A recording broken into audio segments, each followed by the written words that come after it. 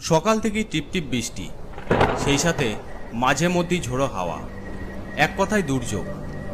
আধো অন্ধকারে প্রায় ভূতের মতো দাঁড়িয়ে পুরনো দিনের ছোট দোতলা বাড়িটা। নাম গুড হোম হলেও আসলে এটা লাশ ঘর।